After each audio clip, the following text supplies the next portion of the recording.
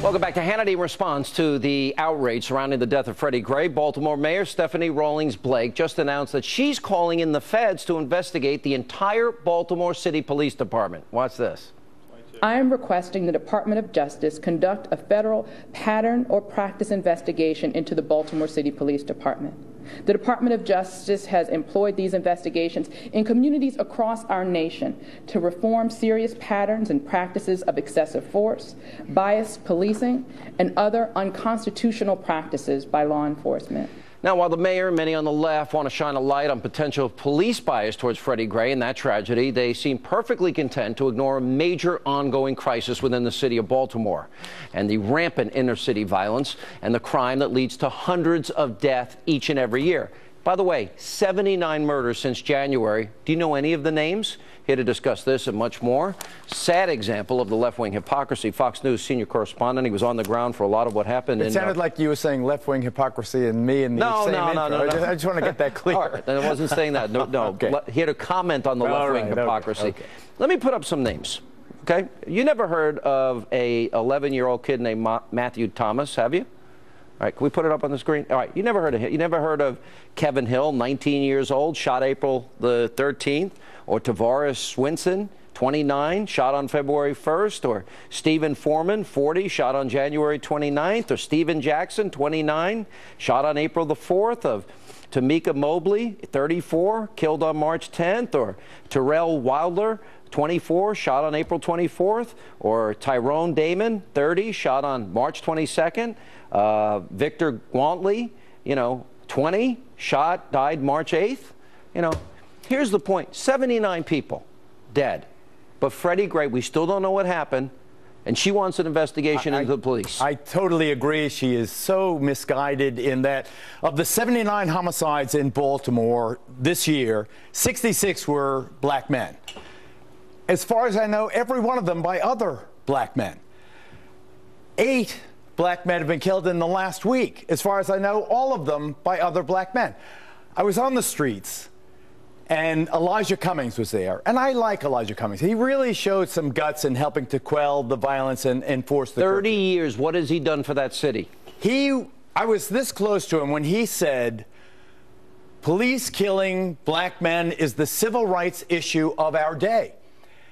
I submit to Congressman Cummings that the civil rights issue of our day is the 66 black men killed this year by black men, the 8 killed this week by other black men. If it is an urban suicide that's happening here, Sean, that's what's going on. That's what this mayor should be investigating. Listen, yearly we have about, on average, 123 black men that are killed by police yearly. In Baltimore. We have thousands. No, not nationwide. Nationwide. I got you. Right. I get you. Nationwide, we have thousands of black men killed by other black men. Now, I'm all for if there's any impropriety in the part of police, of course it should be investigated. Of course justice should be brought. But you never hear Obama talk about it. You didn't hear Elijah Cummings talk about it. Why is there mysterious reluctance and resistance to deal with what is a catastrophe and a waste of human life? Imagine if this historic president had seen the statistics that you cite and said, this is going to be my issue. I am going to stop the hemorrhaging within the black community. I'm going to stop it. I'm going to do everything I can to reduce the violence, to calm things down, to stop people settling beefs with deadly force. It is sad to me that we witness this carnage, this blood flowing in the streets, and only get excited about it when there is a white cop and a black man involved. And I think that but I gotta tell you, really so melancholy. You and I have differences of opinion on Obama, but he jumps into the Cambridge police, Trayvon Martin, George Zimmerman, Ferguson, and this case, and he never speaks about even the violence and death and murder in his own city of Chicago. It has been carnage on a level that is nearly unprecedented. And that, to me, shows that he's got an agenda and a bias by jumping into only these cases.